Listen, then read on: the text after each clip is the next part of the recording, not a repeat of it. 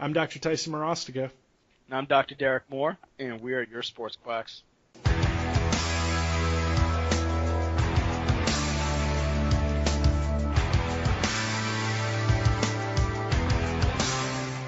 All right, everybody. Hey, so this is Dr. Derek Moore here, and today what we're going to be talking about is functional training in the chiropractic setting. So the big word of the day is going to end up being functional training. What does that mean? You're going to hear it from a lot of different practitioners, whether it's between strength trainers, chiropractors, physical therapists, just your general fitness guru. And to me, functional training is just basically anything that's really going to help you adapt to what you're trying to achieve. What is your end goal? And your training should somewhat represent that end goal.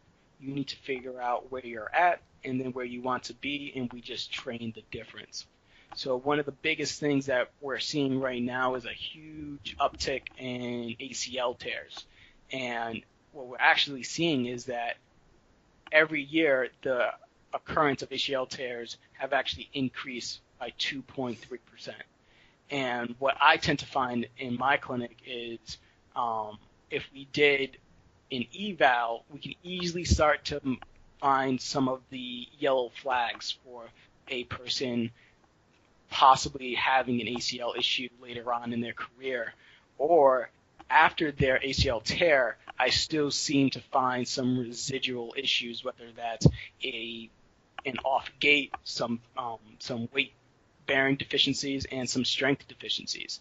So what I feel as though something that a sports chiropractor should actually end up doing is implementing some type of strength training into their everyday practice. Exercise is going to be one of the best things that you can actually end up giving your patient because it's going to create better compliance once that patient's outcomes start to get better. If you're just doing passive modalities and just trying to hope that the adjustment's going to make this person a stronger, a more efficient athlete, you're going to miss the boat. So implementing some exercise is always going to be a fundamental aspect of my care. So I know Tyson has a lot of experience with golf, especially along with the LPGA.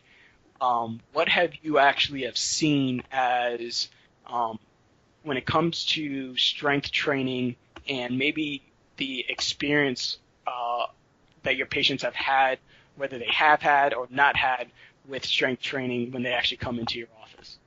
Yeah, I see a lot that tend to have no experience with strength training, right?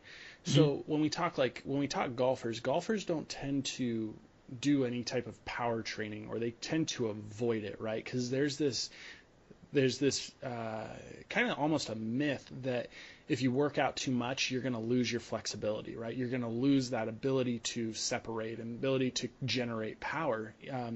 And there is, I will say there is some truth to that, right? Right. But I believe it's more of your style of lifting, right? I think you can lift heavy, but the problem is that are you lifting it? Are you moving that weight in a functional type movement, right? That sounds crazy. Like that sounds like I'm just saying functional a lot. Like what does functional mean, right? Functional is optimizing the patient's ability to move in the pattern that they want, right? So streamlining that so that we can be able to generate power, right? So with my golfers, I'm going, okay, you're an LPGA Tour player. It's funny because some of my girls are extremely athletic, and some of them have no athletic ability at all. And but I mean, the same can be found true for any PGA Tour player. You watch them do screens, like some of these guys look like they've never played a sport in their life. Sorry, anyone who comes to work with me in the future, but guess what? Golf doesn't tend to make you the most athletic person in the world. Whoops. Right, yeah. But you're great on the green, but doesn't mean that you're an athlete. Yeah, exactly. But here's the thing: we can make you an athlete. We can make you functional. We can make you powerful, and that's what I love. These people come in and they're like, are you sure you can make me, like, can you really make me more athletic? Heck yeah, I can. I can Right. develop Mm-hmm. you into an athlete. So that's where we talk about strength functional training, right?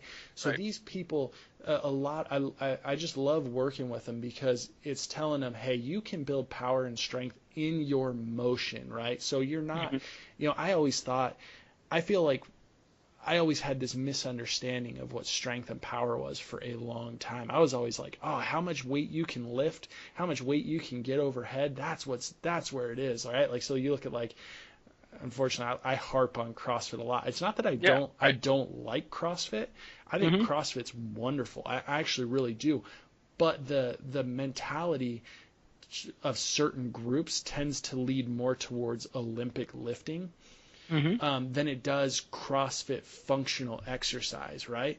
Mm-hmm. So for me, people that come into my office looking for our athletic training, looking for our golf training, or looking for like I work with a lot of high school football players in the area, and so my Right. thing is I'm telling them, okay, what do you do?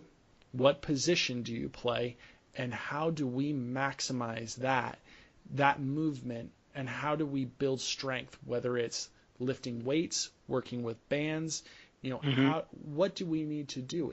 Are we going to work more in concentric loading? Are we going to work on eccentric loading? Like, there actually is a pattern that you really have to follow and understand, who you're getting in the door, essentially. Right. Yeah. And so like the biggest issues that what I usually end up seeing is there's always going to end up being a line between rehab and performance. Right. And it's going to be a matter of we have clinicians that are more rehab based and we have clinicians who are more performance based, and then there's very few, but they are out there who can kind of bridge the gap and understand a little bit of both worlds. Yeah. But a lot of times I think the biggest problem is the chiros who are I think the chiros who are performance based can do rehab pretty well. Their biggest issue is usually that they usually tend to overload a little bit too early. Yeah. But even then, they can actually do it pretty well. My general problem usually it's the chiro who can do rehab really well, who's trying to dabble into performance, especially in a sport that they don't know. So what I find is like, okay, if I'm so for example, I know football very well. I can understand their training concepts, and I understand what I need to do to increase my guy's 40 time if we're going to start to work on certain things when it comes to muscle mass. But if I find out that this person needs to actually that this person actually has to put on muscle mass, and this guy needs a trainer, as a chiro, I just don't have the time to do that. Right. So I'm not going to have him come to my office and try to get him there. That's when I start to outsource. Get him that trainer that's going to end up doing that versus telling him, hey, we're going to increase your 40 by having you do goblet squats with these 20-pound goblet kettlebells. That's not going to get it done. So some chiros have like full out facilities in their office, and they can actually get these type of workouts done. But generally, I think for chiros, it's a better position to stay within that rehab setting and bridging gap. But once you start to get into a performance setting, then get the training from somebody else. Now, with you, Tyson, when we're talking about like with a golfer, I think golfing is a great avenue because for the most part, we're not looking for them to do anything crazy when it comes to weightlifting. We're not looking for max deadlifts. We're not doing snatches and clean. We might do some cleans with our athletes, but even then, you start to do risk benefit. What happens to their wrists if they can't catch in a right position? Is the front rack position? Are they able to get into a front rack position without jacking up their wrist? So what was interesting, and I want to hear kind of your opinion on it because I wasn't too sure about it. I didn't feel real comfortable with what he said. So Greg Rose, if people don't know, he's a chiropractor who's one of the founding members of Titleist Performance Institute. He had this little blurb that I saw on Twitter. So Tyson, kind of let me see your opinion on this. Okay. Okay. He says that he would rather have a have a golfer. We'll just stick with a junior golfer who is a bad who has bad mechanics but a good athlete versus somebody who has good mechanics and a bad athlete, because he believes he can teach you to hit a straight shot easier than it is to turn that person into an athlete. Okay. So I have kind of an interesting kind of perspective on this. So I kind of said in earlier podcasts, I was a college golfer. I taught and played a little bit professionally after college, and so I've kind of seen all of this. Like, I've seen the kids who come out are extremely like unathletic, but mechanically these kids are spot on, right? Mm-hmm. And I see that these kids tend to be even par 75 shooters, but they don't tend to dip down into, getting under par. Basically, here's the thing. When it comes to playing golf competitively, if you're not shooting under par, you've kind of capped out. Like, you have to be able to dip under par, and the kids that do that are kids that tend to adapt very well. Okay. Now, here's my thing. Let me say that though.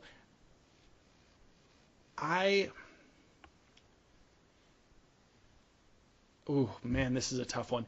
In my personal opinion, I would like to see kids that are fundamentally sound, because I think it's easier to take a kid that is fundamentally sound and build power into a golf swing than a kid who doesn't have the golf body awareness, the golf fundamental Right. awareness, to me, honestly. Yeah, and honestly, like that's where I would have went too. And now obviously, Greg has seen far more golfers than either of us combined. Sure. And he's worked with some of the top tier athletes. But I just think from a strictly a clinician trying to master getting getting the most out of their athlete, man, like strength training isn't necessarily, especially when we're talking about a junior, isn't that hard.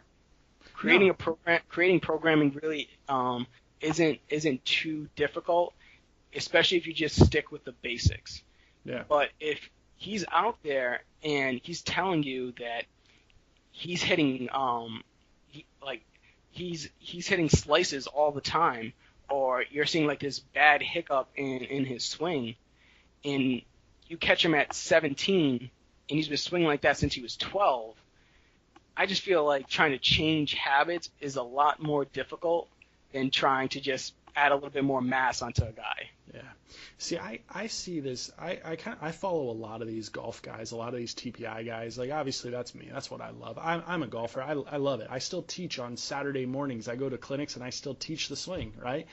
So I follow these guys, and it's interesting because everything that they put out is maximizing swing speed, maximizing distance, maximizing this, and there's the technique and they tend to get overlooked, right? So let me take it to this. I work very closely with a golf professional here. His name's Jeff Fisher, runs the Fisher Bryan Academy, and wonderful golf school. I mean, these guys pump out phenomenal golfers, and he and I have kind of had a very open conversation about building golfers, getting them to work, and there is a fine line between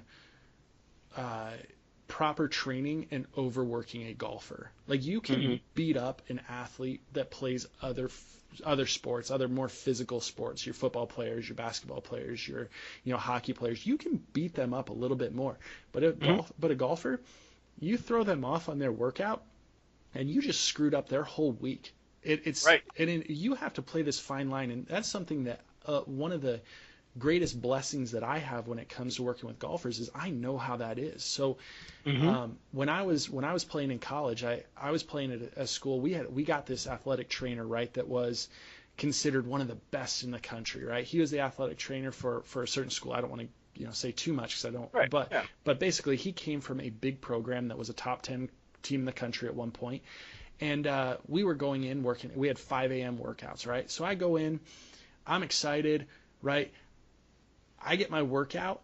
I probably did 1,000 push-ups that day. I swear to you, like it was 1,000 Right. push-ups up and down and ladders and back and forth, and then I'm bench pressing, and then I'm doing this, and I was like, man, I am dead. And I walk over and like, so I get through my practice. So I get done with that. I'm supposed to go to practice at like 11 o'clock. I have classes. I go to practice, and my arms are jello. I cannot swing a club. And guess what? I lost 2 days of practice because I couldn't recover. Nothing. So I get in back in the gym in the morning, and I look over and I see the paperwork for the basketball team. They're doing the same workout I am. What the heck? Like, I'm a freaking golfer. Why am I training the same way a basketball player is doing? And that was my first experience of like, it's not equal. Strength training is not straight across the board for sports, right? It is not it, man. Like so I had that was like my aha moment of like, okay, I need to learn how to do something different for these groups, like these different athletes. So it's just a very different technique. Yeah, and I think the biggest thing is when you have that athlete in front of you, is you got to kind of realize what your skill set is and what this athlete actually needs. And for you, I think it's so important that you're so good at the golf aspect of it that you can easily translate why your exercise is going to help them.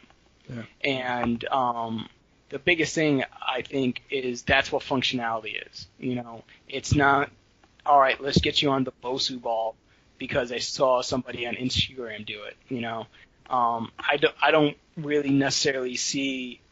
I saw this other thing where they had a golfer on two of those kind of instability balls.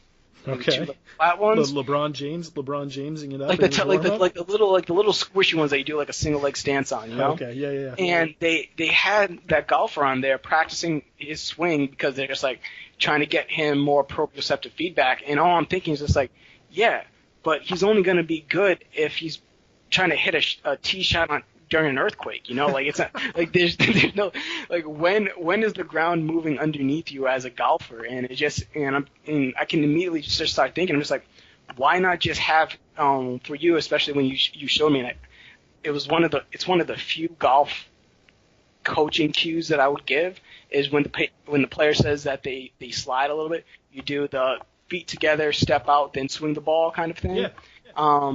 And that's just so much better. You know, but I wouldn't have thought of that. I would have saw the Instagram thing and I'm just like, well, I'm definitely not doing that, so I can't do anything.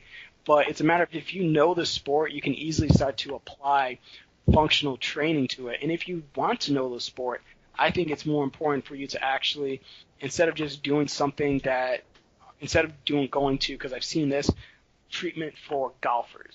I just don't think that's the best thing to go for it. I think it's better for you to go into either, if you don't know about golf, just go into go learn golf and then learn swinging mechanics and then just keep your treatments the same. Yeah. And then just kind of mix the two. Yeah, too many people want to dabble. Like I hate to say that, but like too many people want to just be like half a foot in, and it's like, okay, well, I'm going to do golf because TPI is popular right now, right? So I watch these videos of like of athletic trainers, and this was funny, right? So it got posted by TPI, right? So TPI like got this guy, they showed his like 3 workouts, and they've got this dude heavy deadlifting, he's doing and hang cleans, right? Mm-hmm. And I'm like, I literally posted on them, like, why do you have somebody deadlifting? Like, and maybe I'm just stupid, right? But here's my thing. TPI is built around this early extension, right? So they want to fight, like that's their big flaw, right? They'll tell players you have early extension, right? So your hips come up out of it, and you know you tend to flip or you tend to blow it out to the right with for my golfers. Sorry, this quick terminology, but here's the thing: if you're training someone to do a deadlift, yes, you're firing their glutes, but you're also showing them how to early extend. Like yes, I get it. Like early extension comes from hyperextension of the back, and technically maybe comes from a weak glute. Like, yeah, okay, fine. Like you're nitpicking there. Like, yeah, if you have somebody who's perfect mechanics doing a deadlift, like, yeah, functionally they're getting it. But Don't have someone heavy deadlifting. Get Right. someone working on rotational power. Why are you having them working in the sagittal plane? Get them Yeah. rotating. Right. Crazy, man. And I think one of the things too is sometimes we don't see their programming either. You Right. know, it might have just been their deadlifting day, you know. But the I think you're absolutely right. Sometimes you get that trainer who's just he understands training, but they just don't understand the sport, and they just apply a broad training program to all of their athletes, and they don't take the sport into account. I have no problem giving them a deadlift just for the fact of spine control. Sure, You know, sure. the more control that they can get, the better off they'll end up being. But just like you said, are we loading them up? No. Are we CrossFit styling, giving them 40 repetitions as hard as it can go? No. But will we go relatively heavy, maybe for like 3 sets of 6, just to build up some strength? That's Yeah. probably a little bit better. But you can easily really start to go into the wrong position there and start having the Tiger Woods issue. You know, where that's what I see a lot more often is just the this is actually more for like the 26, 30, 35-year-old population where they like to golf, but they're just fanatics about other sports.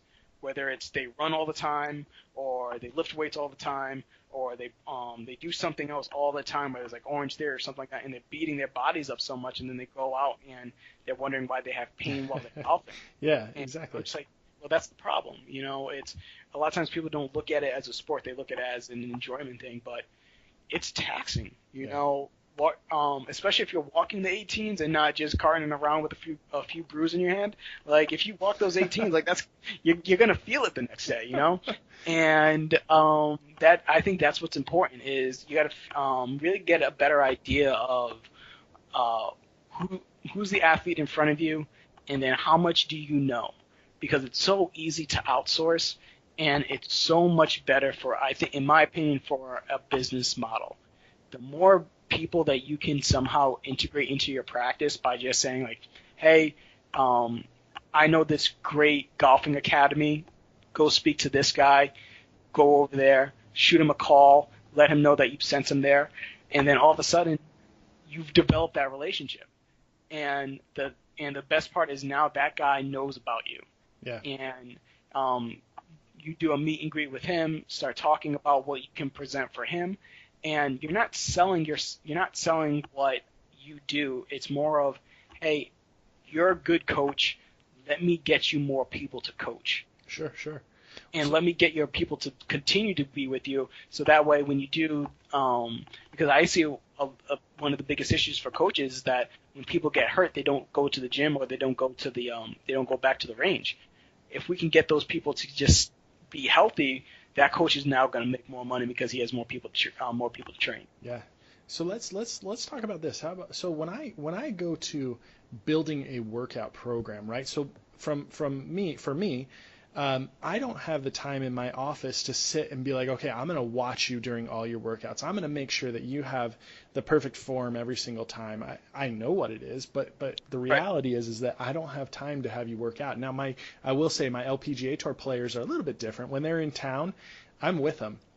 Mm-hmm. But here's the reality is that I can't be with them. They're traveling, right? So I have to build a program that incorporates our functional training and our strength training. So just to give you a little piece of what I do, when I build a workout, when I'm building the plan, I group things, right? So I go, okay, what is the functional aspect that we're working on? What is the strength? What is our goal? And then on the side, what is our goal for our strength, right? So I'm finding that with my golfers, I want to build power and rotation, and I want to build vertical jump. I am a firm believer that if I can get them to jump higher, I can get them to hit it farther. Firm believer, right? So when I'm talking to them, or when I build this program, here's what I do. I compartmentalize things. I go, okay, here's our mobility. This is our stretching routine, and this is our flat out. What do we need to focus on? What were your failures? What were your limitations in your screening, right? Mm-hmm. That's our mobility. You're performing your mobility work 6 days a week. and guess what? You're not getting out of it. That's kind of the way I tell them. I'm like, you're going to hit this 6 days a week, no excuses. Then what I'm saying is, okay, then I'm giving you a stability program that's going to help us work on our overall, whether it's core stability, glute strength, hip, pelvic stability, whatever we're focusing on for that program. And then what I'm giving them at the end is I'm giving them strength. I'm going, okay, you're going to hit stability and strength 3 days a week, maybe 4 days a week. Let's see how you're feeling, right? Mm-hmm. So when I build these programs, I've got to give them, they've got to come in, we work on it. This is how you're going to work out when you're gone, when you're not here. And that's my basis. I don't know if that's something that you do with your athletes, but I find that I have to give them information, give them a workout that is feasible, but also incorporates all of these compartments. Absolutely. And I mean, that's the best word is you said, like feasible. Like when, and this goes far beyond athletes, is before I give out any exercise program, I always ask them, what do you have access to? Exactly. Oh, yeah. If this athlete is traveling all the time and they're staying in terrible hotels and they don't have the money to do like a 1-day membership at a local gym or something like that, and all they have is a hotel workout equipment, then it's not going to have Olympic lifting sets. So like, right. When you ask them to do their cleans, like that's not going to be a clean day. Exactly. So I always ask them, what do you have access to? What do you actually have that we can actually get you to do on a regular basis?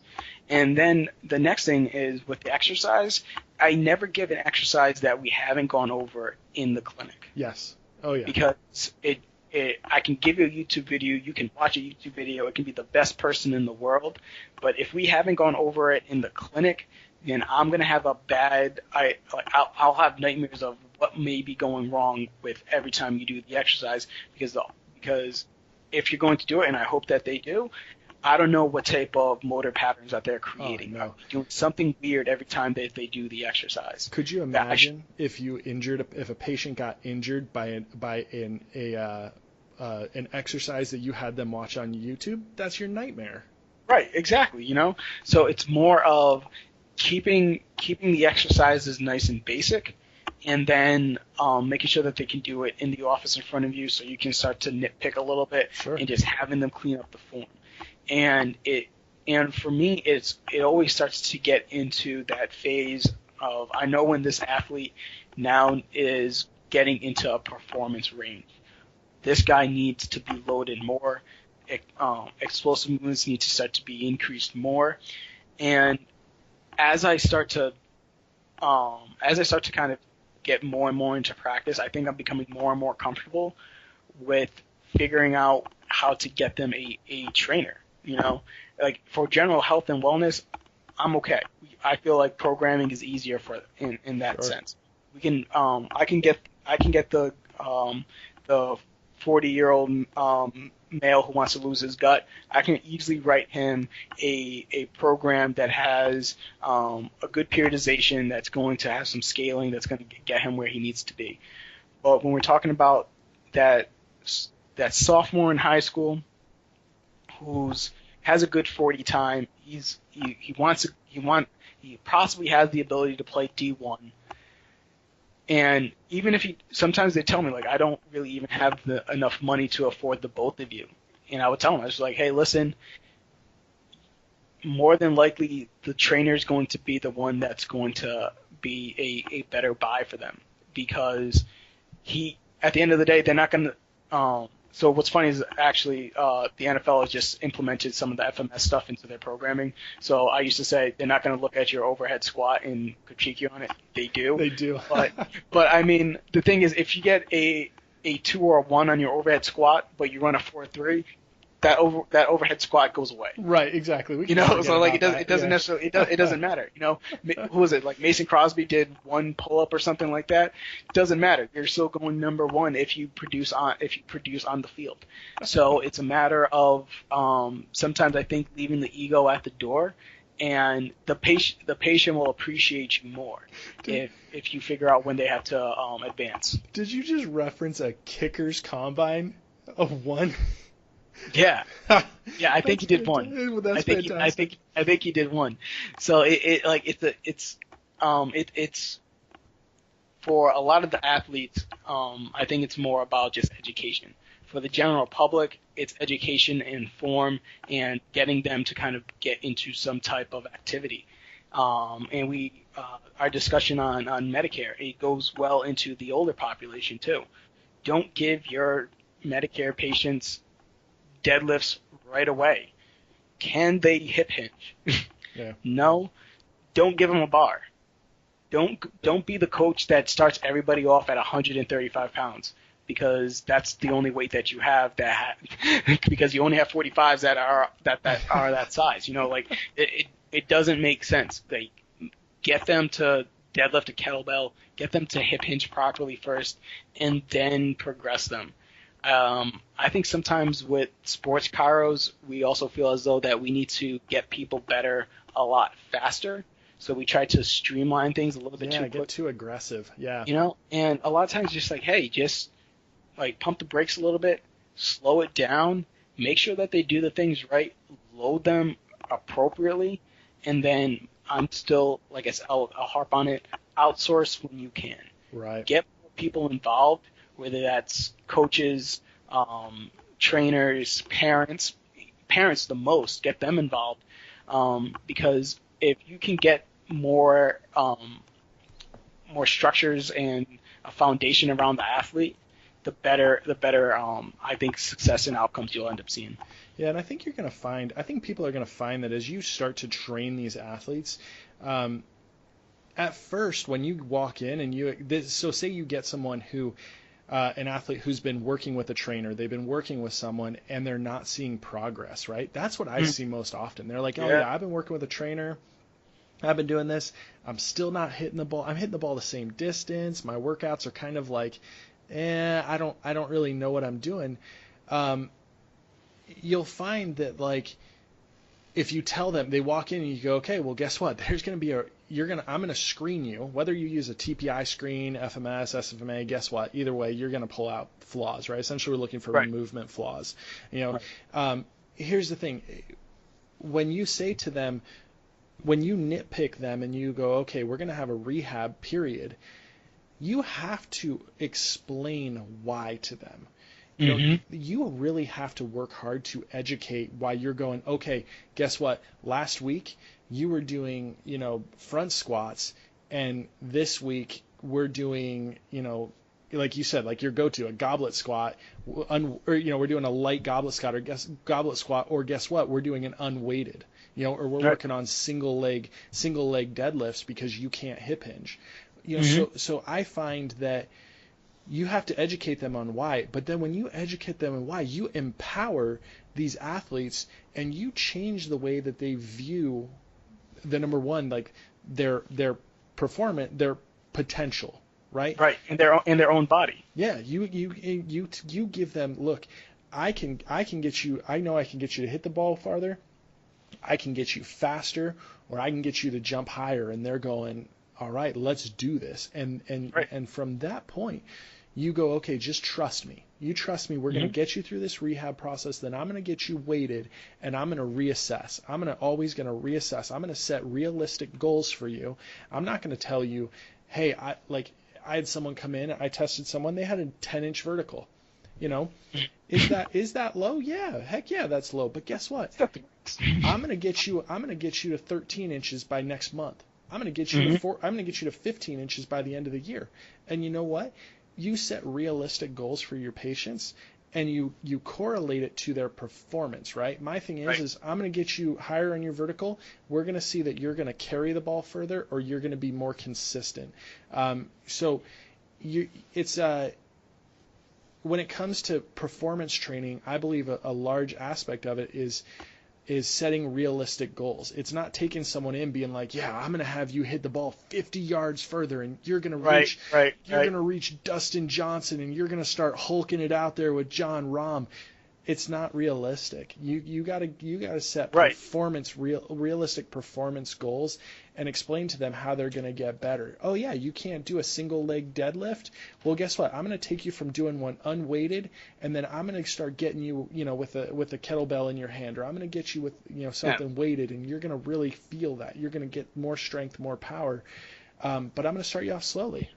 Right, and you create that body awareness, and the faster that they get that body awareness by just feeling the exercise where they need to feel it, then when they go off and get a trainer or go into other training programs, and their coach cues them, I need you to feel it here. They've already developed that sensation. They're like, oh, I know what you're talking about now. But if they've never had that, a lot of times when they're in our office, that's the first time that they, like you said, that they say, like, oh, I actually feel it here. Yeah. And that's going to be one of the biggest things that we can actually help and improve on. So, as always, everybody, reach out to us. Let us know what you want to hear us talking about.